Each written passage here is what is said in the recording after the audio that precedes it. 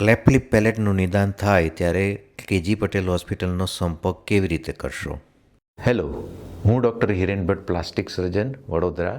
આપણે આ વિડીયો સિરીઝમાં ક્લેફ્ટ લિપ પેલેટના બાળકોને થતી સમસ્યાઓ અને એના સમાધાનને રસ્તાઓ માટે ચર્ચા કરી રહ્યા છીએ. અગાઉના એપિસોડમાં આપણે જોયું કે કેવી રીતે તાળું અને હોઠ બને છે અને કેવા કેવા પ્રકારના ક્લેફ્ટ લિપ અને પેલેટ જોવા મળે છે. આજે આપણે થોડું ચર્ચા કરીએ કે કયા પરિબળો, કયા ફેક્ટર્સને લીધે આવું થવાની સંભાવના વધી જાય છે. લોકો એવું માનતા હોય છે કે ગર્ભાવસ્થા દરમિયાન માતા જો ગ્રહણમાં બહાર નીકળે અથવા તો ગ્રહણના દર્શન કરે તો જન્મજાત ખોડ ખામીવાળું બાળક જન્મવાની શક્યતા હોય છે. આવી માન્યતાને વૈજ્ઞાનિક કોઈ આધાર છે નહીં. વૈજ્ઞાનિક દ્રષ્ટિએ જોઈએ તો કેટલાક પરિબળોને કારણે આવું થવાની સંભાવના હોય છે, જેમ કે માતાના ગર્ભાવસ્થા દરમિયાન સ્મોકિંગની અન્ય સ્વરૂપે ટોબેકો એટલે કે તમાકુનું સેવન કર્યું હોય, અથવા તો માતાએ આલ્કોહોલનું એટલે કે દારૂનું સેવન કર્યું હોય સગર્ભાવસ્થા દરમિયાન, અથવા તો માતાના શરીરમાં ફોલિક એસિડની ખામી હોય, કે પછી ક્યારેક માતાને રૂબેલા નામના વાયરસનો તાવ આવ્યો હોય. આવા સંજોગોને કારણે આવું થવાની શક્યતા વધી જાય છે. એ ઉપરાંત એક જીનેટિક એટલે કે આનુવાંશિક કે વારસાગત કહી શકાય એવી ખામી હોય છે.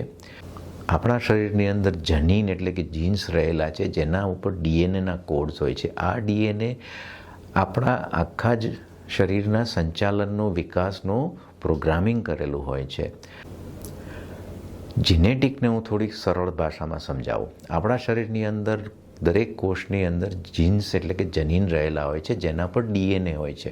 આપણે ઘણીવાર બોલતા હોય છે આ તો એના ડીએનએમાં જ. તો ડીએનએ એટલે આપણો આનુવાંશિક વારસાગત પ્રોગ્રામ, જેનું આખું કોડિંગ ડીએનએ પર હોય છે. અને એમાંના અમુક ડીએનએની અંદર ખામી થવાથી બાળકને ક્લેફ્ટ લિપ પેલેટ થવાની શક્યતાઓ વધી જાય છે. પરંતુ સાથે એ હકીકત પણ છે કે વિજ્ઞાન થોડુંક અધૂરું છે આ બાબતે, કારણોની બાબતે. કેમ કે મેં ઉપર જણાવેલી એક પણ વસ્તુ ના હોય એવા બાળકોને પણ, એવા માતા પિતાઓના બાળકોને પણ ક્લેફ્ટ લિપ પેલેટ જોવા મળે છે. તો આ હતી કારણોની વાત. હવે જોઈએ કે આનું નિદાન કેવી રીતે થાય. નિદાન બે રીતે થાય છે. આજકાલ માતા જ્યારે પ્રેગ્નન્ટ હોય છે, ગર્ભાવસ્થામાં હોય છે, ત્યારે એનોમલી સ્કાન એટલે કે સોનોગ્રાફી કરવામાં આવે છે. આ સોનોગ્રાફી દરમિયાન વિવિધ પ્રકારની જન્મજાત ખામીઓ છે કે નહીં એની ખબર પડતી હોય છે. આવી પ્રકારની સોનોગ્રાફી દરમિયાન ક્લેફ્ટ લિપ જો બાળકને હોય તો બહુ જ સરળતાથી ખબર પડી જતી હોય છે, સિવાય કે એકદમ માઇનોર વેરાયટી હોય.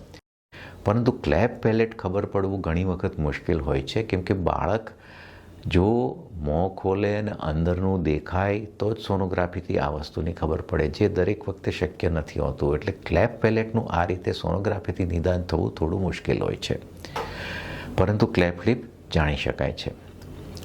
બીજું તો જ્યારે બાળકનો જન્મ થાય ત્યારે બાળકને તપાસવામાં આવે, એને હોઠ દેખાઈ આવે છે અને મોંની અંદર તપાસ કરે બાળકોના ડૉક્ટર, કે તરત ખબર પડી જાય કે અંદર ક્લેફ્ટ પેલેટ પણ છે. તો આ થઈ નિદાનની વાત.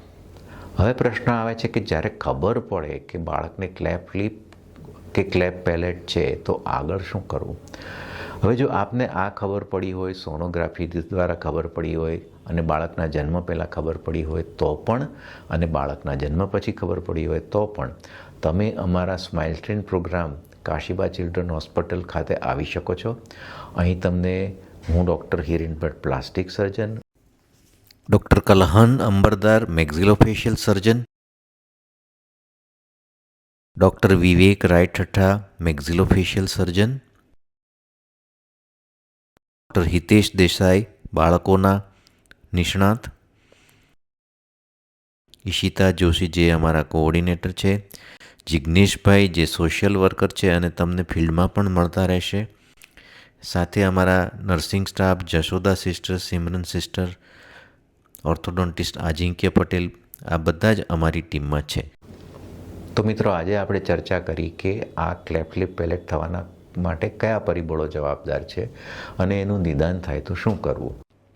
અહીંયા આપણે એક એવા માતા પિતાનો અનુભવ સાંભળીએ જેમને સગર્ભાવસ્થામાં આ સોનોગ્રાફીથી ખબર પડી હતી કે બાળકને ક્લેફ્ટ લિપ અને પેલેટ છે. મારું નામ રેણુકા ભરત ચાવડા છે. મારું પતિનું નામ ભરતભાઈ વિનુભાઈ ચાવડા છે. મારા બાબાનું નામ ભાવિકભાઈ ભરતભાઈ ચાવડા છે. એને ઓઠની પ્રોબ્લેમ છે, તેથી અમે સોનોગ્રાફી કરાવી હતી. તે ઘડીએ કહ્યું હતું કે આવું છે તમારા બાબાને. તે ઘડીએ કહ્યું હતું કે આ સારવાર થશે તો થઈ જશે ઓપરેશન, અને ત્યાંથી અમને લખી આપ્યું હતું કે કાશીબા હોસ્પિટલમાં તમારી સારવાર થઈ જશે તમારા બાબાની. તે ત્યાં આવ્યા છે અમે, અને ત્યાં બધી અમને સારવાર મળે છે. આ વિડીયો આપને ગમ્યો હોય તો લાઈક કરજો, અમારી ચેનલને સબસ્ક્રાઈબ કરજો અને આપના ધ્યાનમાં રહેલા ક્લેફ્ટ પેલેટવાળા દર્દીઓ કે એમના વાલીઓને આ વિડીયો શેર કરજો.